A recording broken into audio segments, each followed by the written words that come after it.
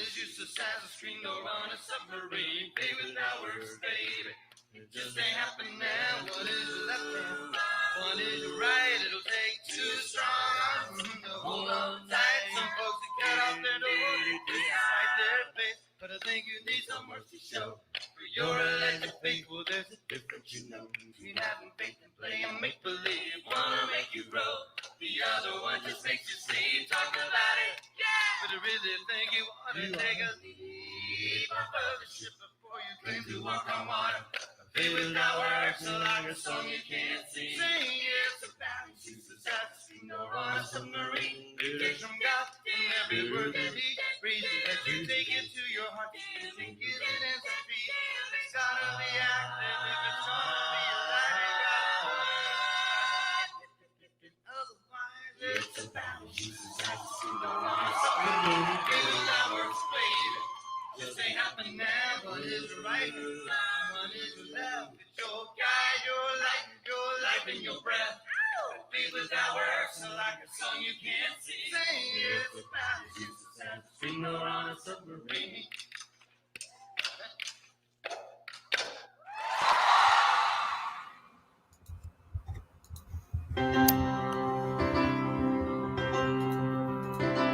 There's no All right. What good is it, dear brothers and sisters, if you say you have faith but don't show it by your actions? Can that kind of faith save anyone?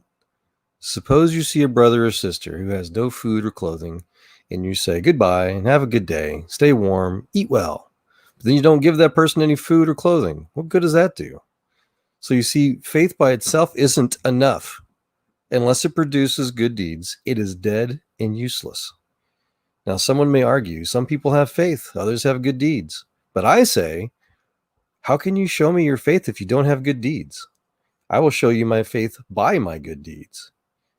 You say you have faith, for you believe that there is one God. Good for you. Even the demons believe this, and they tremble in terror. How foolish. Can't you see that faith without good deeds is useless? Don't you remember that our ancestor Abraham was shown to be right with God by his actions when he offered his son Isaac on the altar? You see, his faith and his actions worked together. His actions made his faith complete. And so it happened just as the scriptures say, quote, Abraham believed God, and God counted him as righteous because of his faith.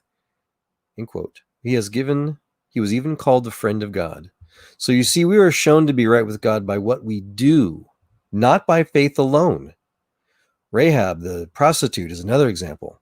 She was shown to be right with God by her actions when she hid those messengers and sent them safely away by a different road. Just as the body is dead without breath, so also faith is dead without good works. This is the Apostle James, chapter 2, verses 14 through 25. And I showed that song earlier. It's from my favorite Navajo Christian songwriter and artist. I'm going to share a sermon of his next.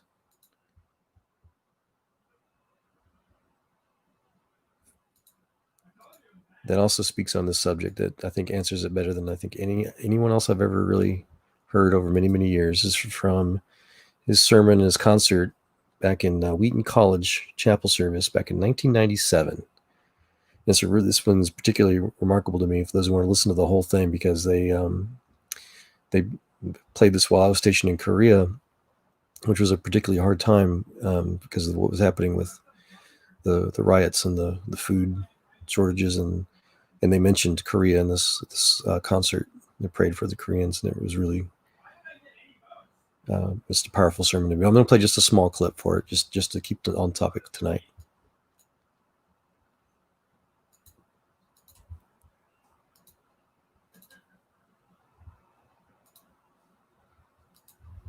So I'm thinking, well, how have I, I've got all these nieces and nephews and stuff. How have I blessed them? And the only thing I could think of is you pick them up and you throw them as high in the air as you can, and then you catch them right before they splat.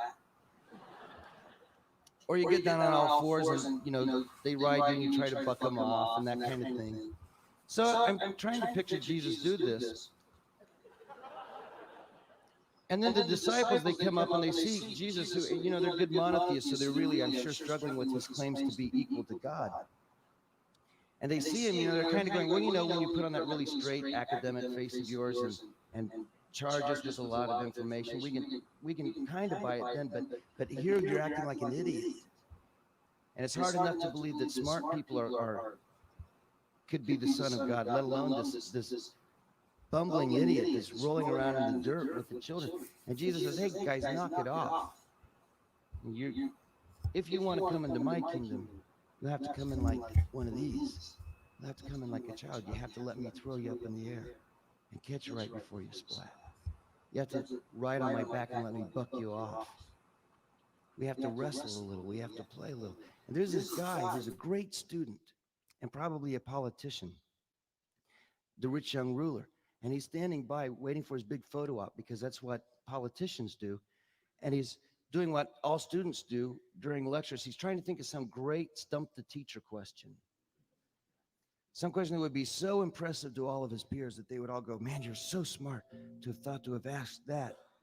So Jesus just gets done saying, you have to be a little child or you can't come in my kingdom. And then this guy goes up and asks the stupidest and most repeated question in the history of Christianity.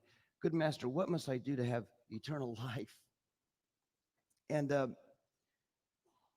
Mark then says these three things that I find amazing. First of all, I find it amazing that Jesus had just answered his question before he even asked it. And it wasn't about what you do. It was about what you are.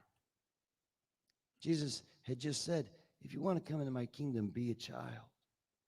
And who doesn't find it easy to be a child? I mean, what else are we going to be?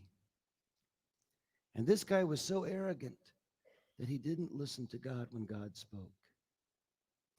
But Mark tells us something about God in his telling of this story that I find amazing. He says that Jesus looked at the man, which says this must be the beginning of the good news. That even though we're so arrogant that we don't even listen to God, God is so humble that he looks at us, that he takes note of us. He's not impressed by our questions and by our answers, but he's quite taken with us. And having looked at the man, Mark tells us that he loved him, which I find amazing, because this guy was using Jesus as a photo op. And Jesus loved him. And after he had looked at him, after he had considered him, and after he had loved him, then Jesus told him what to do, if there was such a thing. And the thing that I find wonderful about what Jesus told this guy was I have a feeling like his security was all wrapped up in his possessions. And so he told him to get rid of his possessions, something he didn't tell Nicodemus to do. And I have a feeling maybe Nicodemus was all wrapped up in his religious heritage and in his genes. And Jesus told him to forget it and be born again.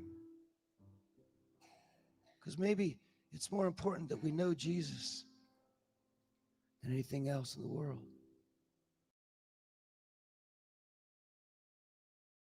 That was it. That was the best sermon on this topic I've ever heard. It's more important that we just know Jesus than anything else in the world.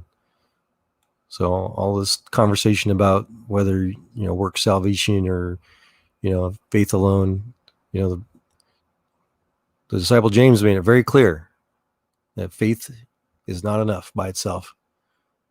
And Jesus, I think, made it equally clear that unless you know him, no matter what you think or say or do is irrelevant. You're not saved by what you do. You're saved because you know Jesus.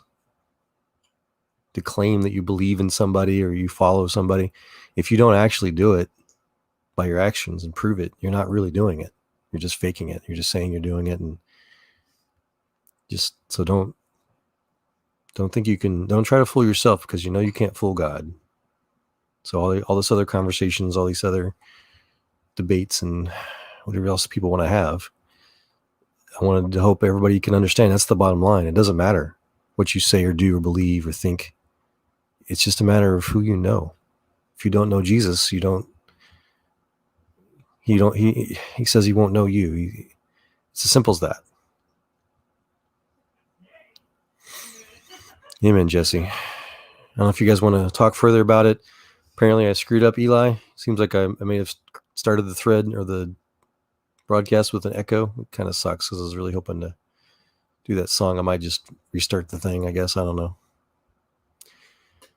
So yeah, unless you guys want to join in and talk further about it, I guess I'll go ahead and stop. And I was hoping that those two things would answer all questions out there in the strife, so we can all be united as one.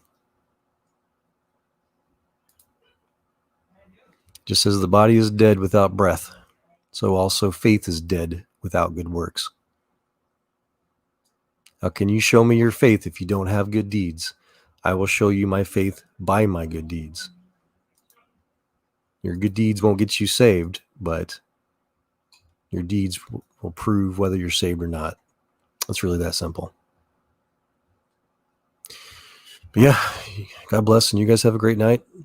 And if there's more questions or need for conversation about it, I don't like debating. Just let me know. You guys feel free to say good and bad things about me in the comments if you need. But I hope everybody understands. It's not what you know, it's who you know. Take care.